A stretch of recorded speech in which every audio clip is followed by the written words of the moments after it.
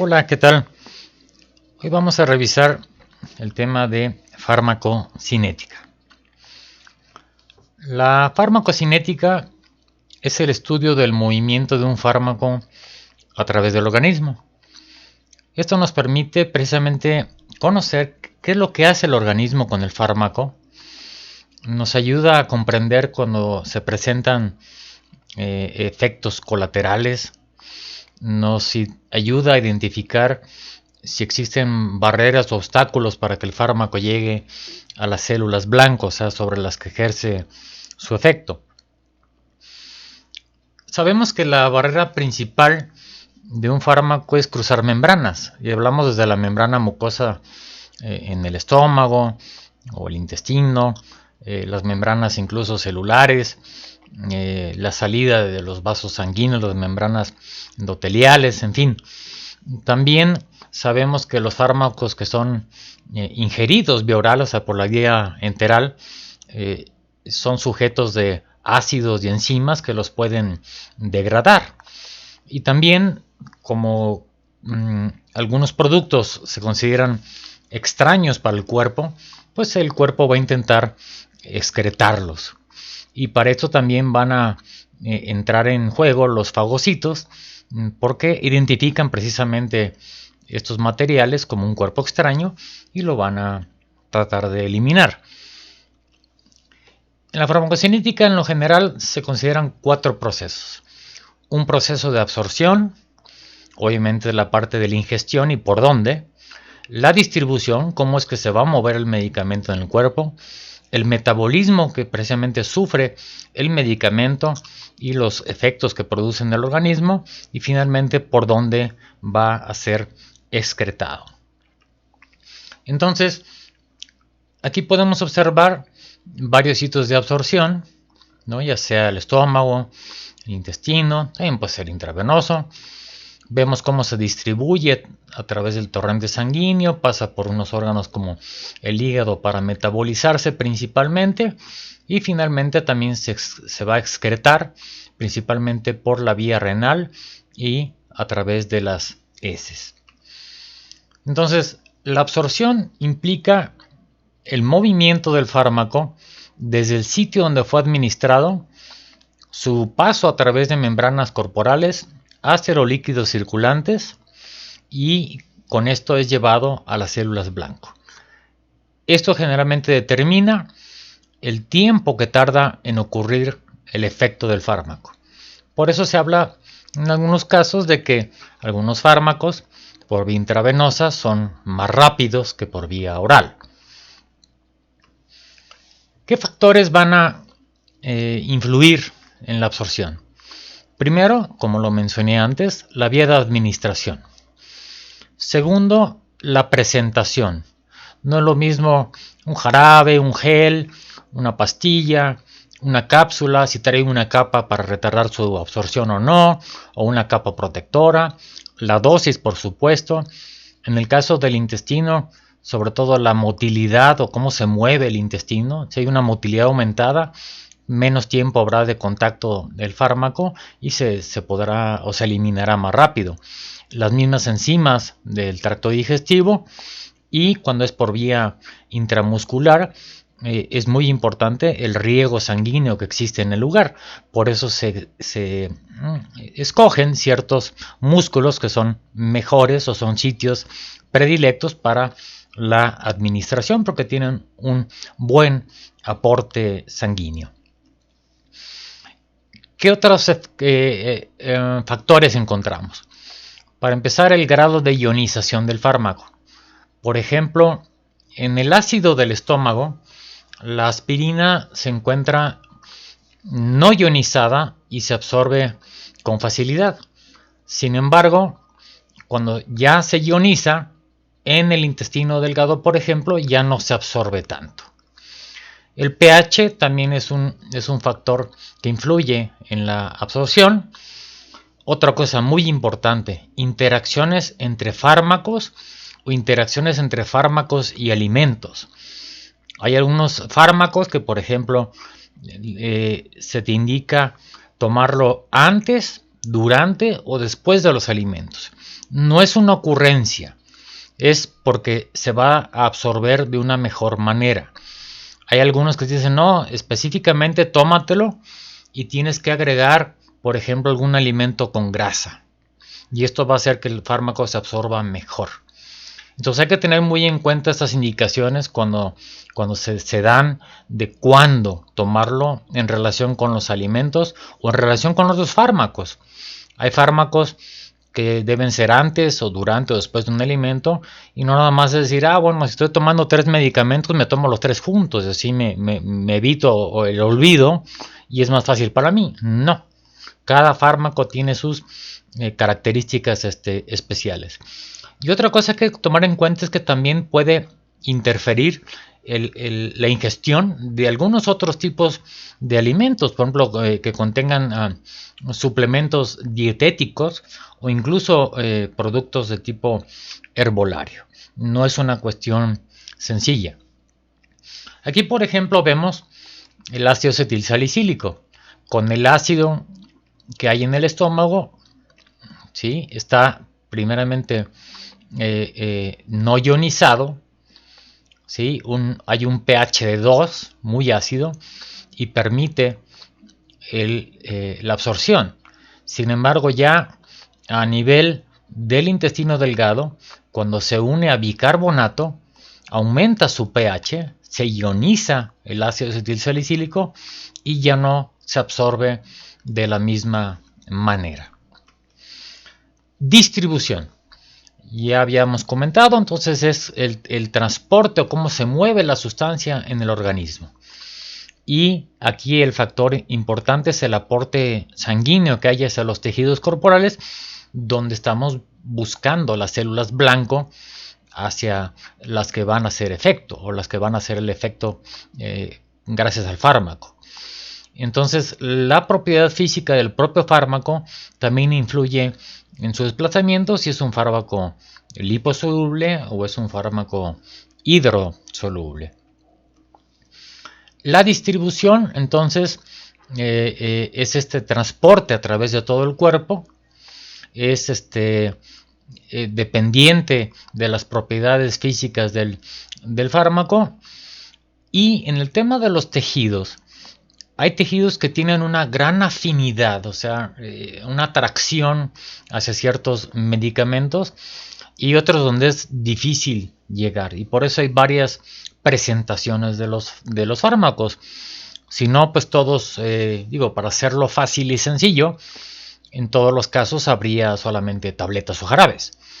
Cuando en realidad hay varias presentaciones porque queremos llegar a ese tejido en especial. Muchas moléculas farmacológicas forman complejos con las proteínas. Se unen de manera irreversible a las proteínas y esto desafortunadamente evita que vayan a llegar a las células blanco. O sea, no pueden atravesar las membranas porque ya van unidos a la proteína y en este caso a las membranas capilares. Entonces el fármaco no se va a distribuir. Aquí, por ejemplo, vemos cómo hay fármaco libre y se une de manera irreversible a una proteína formando estos complejos que desgraciadamente el fármaco libre sí puede llegar a los tejidos, pero el fármaco unido a proteínas ya no puede pasar la membrana de los capilares. Lo que hay que reconocer también es que los fármacos y en general muchas sustancias químicas van a competir por los sitios plasmáticos de unión a proteínas. Cuando un fármaco desplaza a otro, es cuando hablamos de las interacciones fármaco-fármaco y que también pueden ocurrir ese tipo de interacciones fármaco con alimento, como lo había yo mencionado. Algunos tendrán mayor afinidad y el problema de desplazar a un fármaco de sus sitios de unión o de su unión a proteínas es que el que ha sido desplazado puede entonces llegar a tener niveles demasiado altos y como ustedes saben el veneno está en la dosis. de tal manera que estos niveles altos, porque ha sido desplazado el fármaco por algún otro fármaco, por algún alimento, por alguna sustancia química, es lo que produce un efecto adverso. La barrera hematoencefálica y la barrera fetoplacentaria, si bien son barreras anatómicas que evitan principalmente también que no pasen ciertos microorganismos, ¿no? Son protectores, pero también desafortunadamente también evitan que pasen algunos medicamentos y algunas sustancias químicas. Y esto es lo que hace complejo, por ejemplo, el tratamiento de tumores cerebrales o de infecciones del sistema nervioso central. Y en el caso de la barrera fetoplacentaria, pues es una protección para que tengamos en cuenta que las mujeres embarazadas de preferencia no deben de tomar ningún medicamento, porque muchos de ellos, o una gran cantidad de ellos, sí atraviesan esta barrera fetoplacentaria y pueden afectarlos de manera inútero. Entonces, para moverse los fármacos, dijimos que tienen que cruzar membranas. En el caso de la membrana plasmática, pues es precisamente para poder hacer su efecto. ¿Cómo es que lo van a hacer? ¿Cómo van a cruzar membranas? Pues básicamente a través de difusión, que es un tipo de transporte pasivo que no gasta energía, y la otra sería un tipo de transporte activo que implica entonces el gasto energético. En el caso del transporte pasivo, recuerden que las moléculas se van a mover de un lugar de mayor concentración a uno de menor concentración. Y como vimos preliminarmente, son moléculas no ionizadas, son moléculas pequeñas, y si hablamos de la membrana plasmática, pues obviamente las liposolubles tendrán mayor facilidad. En el caso de transporte activo es cuando tenemos que mover alguna sustancia en contra del gradiente. Y recuerden que el gradiente es un gradiente electroquímico. Depende de composición, pero también depende de cargas. Entonces, esto es para mover moléculas grandes, ionizadas e hidrosolubles. Y esto, obviamente, al llamarse activo, es porque sabemos que consume energía. Muchas veces el movimiento de una sustancia conlleva el movimiento de otra y hablamos de un cotransporte. Y es la manera como varias sustancias se mueven a través de la membrana. Ahora, en el tema de metabolismo o lo que llamaríamos biotransformación del fármaco, son todos los cambios que se necesitan para que el fármaco sea excretado. Obviamente involucra reacciones químicas y el lugar donde se llevan a cabo la gran mayoría de estas reacciones es en el hígado. Ahí se le adicionan cadenas laterales a los fármacos, estas se les conoce como conjugados, y hacen más solubles en agua a los fármacos y hace que se puedan excretar con mayor facilidad. Entonces es una conversión que no necesariamente nos ayuda, porque recuerden que siendo hidrosolubles ya no van a poder pasar la membrana plasmática, pero sí van a poder ser excretadas.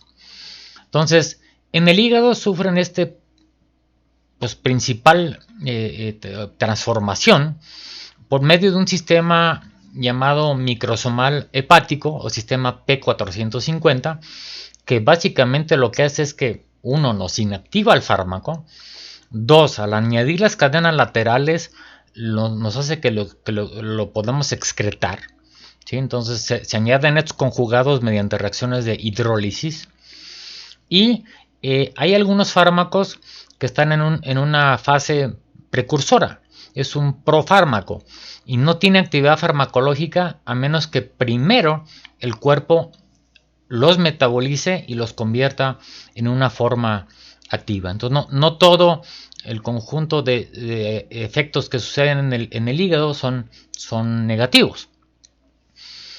Algunos fármacos incluso incrementan la actividad metabólica del hígado y estos cambios en las enzimas microsomales hepáticas de ese sistema que comenté puede afectar el metabolismo del fármaco. Entonces, si no lo afecta de manera que se está excretando más quiere decir que ha quedado menos fármaco activo para lograr su efecto en las células blanco.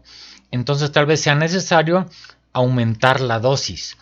Eso se estudia obviamente en los fármacos que necesariamente pasan por este sistema microsomal, y entonces se requieren dosis más elevadas para lograr el efecto que estábamos buscando. La manera o la vía como se llegan los fármacos al hígado es a través de un sistema que se llama la circulación portal hepática. ¿Qué quiere decir esto? Se absorbe el fármaco, entra a la circulación portal hepática y se va al hígado. Se metaboliza, en algunos casos o en muchos casos se inactiva el fármaco, se conjuga con estas cadenas laterales que se le unen, sale del hígado, va a la circulación general, pero desafortunadamente, como ya están inactivos, muchos fármacos salen ya de forma inactiva del hígado, y a este proceso en particular se le ha llamado el efecto de primer paso. O sea que pasan al hígado y el hígado lo revienta. Entonces, vemos aquí cómo se absorbe a nivel del tubo digestivo, pasa a la circulación portal, lo lleva al hígado, se unen estos cadenas laterales o conjugados y ya salen a la circulación sistémica, pero ya el fármaco sale de manera inactiva. Entonces, también es importante mencionar que se puede disminuir la actividad metabólica, sobre todo en infantes y adultos mayores. Siempre hemos tenido el cuidado de tener pues que la dosificación sea la más adecuada, y además entender un poco el metabolismo en cuanto a los infantes y al adulto mayor. En el caso de los infantes, siempre recordar que no son adultos pequeños, tienen su propia tasa metabólica. Y en el caso de los adultos mayores, pues que hay ya alteraciones que con la edad se van dando, y que de esta manera, sobre todo problemas hepáticos graves, incluso algunos pacientes con problemas genéticos que habrá que estudiar más a fondo, y que esto sin duda va a alterar la dosis que se tiene que dar en estos casos. Ahora bien, recuerden que el sitio primario de excreción es a través de la vía renal. ¿Qué se puede en la vía renal excretar? Un fármaco libre, por ejemplo, un fármaco que es hidrosoluble, moléculas pequeñas, ¿sí? Y estos, a pesar de que el fármaco está unido a proteína, va hacia una región del túbulo renal, ¿sí? Y esto hace que se pueda eliminar. Sin embargo, es menos efectivo o menos activa la secreción, sobre todo en infantes y en adultos mayores. También el pH del filtrado renal puede incrementar la excreción. ¿Qué pasa si alguien tiene falla renal? Entonces el fármaco se va a retener por más tiempo, de tal manera que tenemos que emplear alguna tabla donde se considere precisamente la medición de la función renal y que nos permita de esta manera reducir la dosis, porque si no, la que administremos podrá llegar a ser tóxica. Otros órganos para excretar, por supuesto, no nada más el riñón, el sistema respiratorio, las glándulas, el sistema biliar son otras maneras de excretar. O algunos metabolitos o productos de algunos fármacos se excretan a través de estos vías alternativas, ¿no? Y habrá que tomarlas en cuenta. Ahora, cuando los fármacos se excretan por la bilis, ¿qué es lo que pasa? La bilis pues, sale del hígado, se vierte al intestino, y luego hay una recirculación del mismo fármaco otra vez vía portal hepática, y se recircula varias veces entre el intestino y el hígado. Esta recirculación de hecho nos da una prolongación de la actividad del fármaco. Esto significa que el fármaco puede durar todavía presente en el organismo surtiendo efecto aun cuando ya no lo estemos tomando o se le haya dejado de administrar al paciente. Entonces, esta es como un círculo vicioso donde se excreta por la bilis, pasa al intestino, se vuelve a absorber, pasa al torrente sanguíneo y cuando pasa por el sistema venoso llega otra vez al sistema portal hepático, vuelve otra vez a recircularse por la bilis y así sucesivamente, y entonces el fármaco permanece más tiempo. Ahora, es muy difícil medir la concentración de un fármaco en la célula blanca o en el tejido blanco. Por lo tanto, se puede hacer algunas mediciones de la concentración en plasma para determinar si estamos, por ejemplo, dando la concentración mínima eficaz, que sería la concentración mínima requerida del fármaco para que produzca un efecto terapéutico, o si estamos midiendo una concentración que pueda ser tóxica, o sea que la cantidad de fármaco disponible en el plasma puede incluso provocar efectos adversos y sobre todo graves. Y esto nos permite manejar un margen que se llama rango terapéutico, que es la concentración que vamos a medir en el plasma, que se ubica precisamente entre la concentración mínima y la concentración tóxica. La vida media.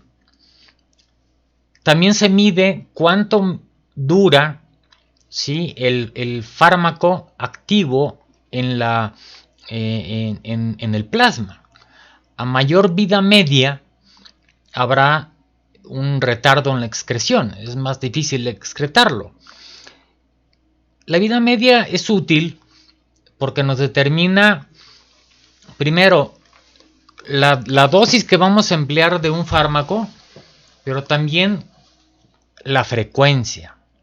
O sea, todos los medicamentos vienen a cierta dosis y se dan cada determinadas horas. Vuelvo a lo mismo, no por ocurrencia, sino porque mantiene niveles plasmáticos adecuados. Si a alguien le dicen que se tome una cápsula, pastilla o lo que sea cada 6 horas, es porque si pasa de las 6 horas, la vida media o la cantidad del fármaco en el plasma disminuye a niveles que son subóptimos. Por eso es que hay dosificaciones con ciertos horarios y cuántos miligramos o gramos, la cantidad que se tenga que dar, porque precisamente ya se ha estudiado. Entonces, ¿cómo mantenemos a un fármaco en rango terapéutico? Precisamente repitiendo las dosis para que se vaya acumulando en el torrente sanguíneo, se logra una concentración en meseta, o sea, constante, y que la cantidad que se esté eliminando por las vías que mencionamos sea la misma cantidad que se esté administrando. Entonces, nunca caer por debajo del rango terapéutico. Y aquí, por ejemplo, se hace gráficamente precisamente